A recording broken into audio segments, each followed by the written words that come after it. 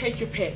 What would you love to do? If we could go back in time, I would probably have done everything in my capacity to try to work on the original I Dream of Jeannie television series. And currently,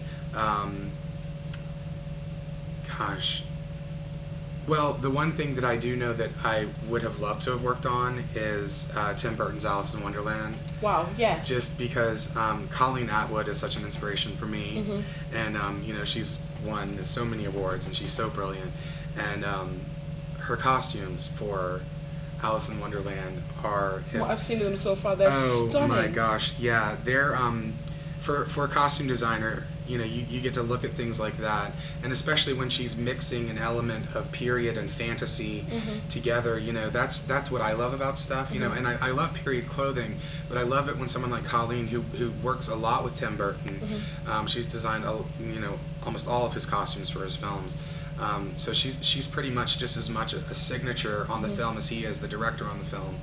And you know, there's always the classic. Somebody's got to have pinstripes somewhere, and if nobody knows this, Alice wears a pinstriped petticoat, and her bloomers are pinstriped. You know, so it's kind of like that nod back to Jack Skellington, or you know, I don't know where Tim Burton, you know, started with the black and white stripes, but it's just, you know, fantastic. It's just so brilliant, and all the textures and the, you know, it's.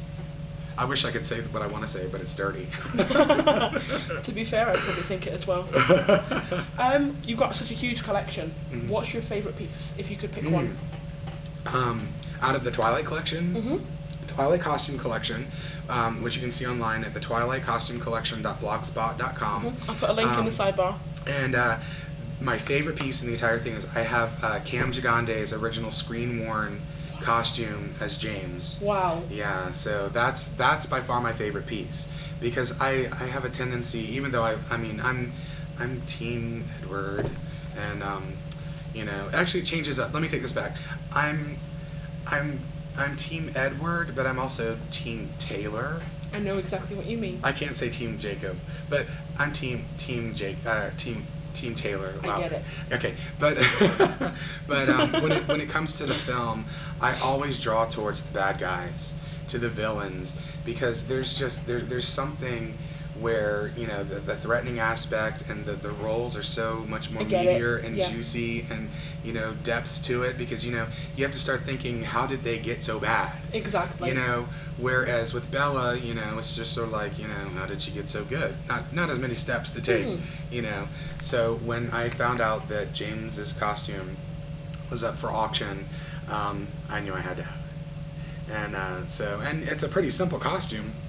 It's just a motorcycle jacket, which was Catherine Hardwicke's original 1940s Sears motorcycle jacket that they used in the film. Okay. And if you remember correctly in the film, Waylon Forge wears the and then costume. James takes it from him after he kills him. Exactly. Nice jacket, you know. Yes. And you know, the nomadic vampires, you know, after their kills, they like to keep a memento.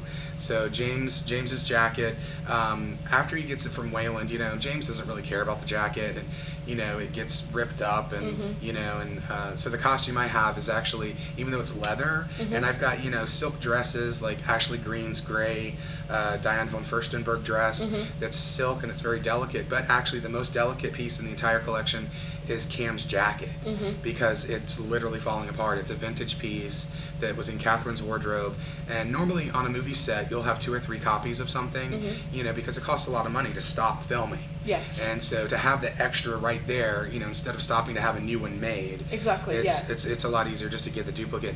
In this case, they had the one jacket. Right. And so Ned Bellamy, who played Wayland, he wore it first, and the Kiss Me I'm Irish shirt, which Victoria later gets.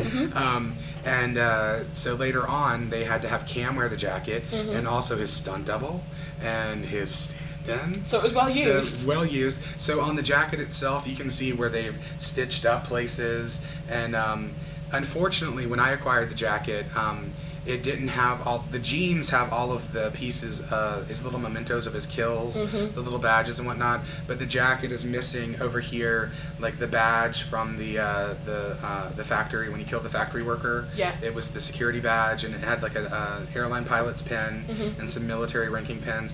All of those are gone. I'm not completely sure why they would be taken back. Possibly because those would be considered props, maybe, instead of costuming. But you can still see on the jacket there's all the invisible thread that is on the jacket that was holding those pieces in place. Yeah. So you can see where it's all been and gone. Yeah, yeah. Brilliant. Yeah. Correct me if I'm wrong, but this is your first UK convention. It is, yes. How are you finding it?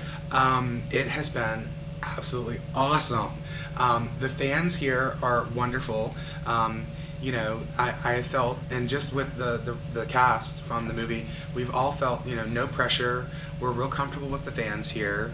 You know, there's not a lot of, you know, belligerent, you know, screaming or people running after. You know, Charlie Bewley will walk down the hall and nobody will bother him. Which I'm guessing it wouldn't be like that in some places. We have done conventions. This is sort of like a reunion for Tinsel and Charlie and Chris and I, because we did Australia together. And so when we did Australia, now we're back here, and it's so good to see everybody, you know, together again. So, you know, we've been hanging out and, you know, reminiscing, you know, about the good old days and things like that. But yeah, I have to say that this convention has been one of the best I've done so far. Fantastic. Yeah, yeah. Seems like you really, really enjoy it. I am. It's awesome, and I hope I get to come back. I don't, because, you know, I mean, I'm a fan just like everybody else, so, like, you know, I go through YouTube and I find stuff, and I found, I think, one of your first videos about Twilight, and I was just like, here is this amazing, passionate woman who is just expressing what she feels on the internet, and, you know, I was just like, you know, whatever to these people that are naysayers, and then there are people who are like, go girl, you keep on doing what you do. Oh, I will. But yeah, thank you so much. It was a pleasure to talk to you. Thank you so much. Awesome. Yeah. Thanks.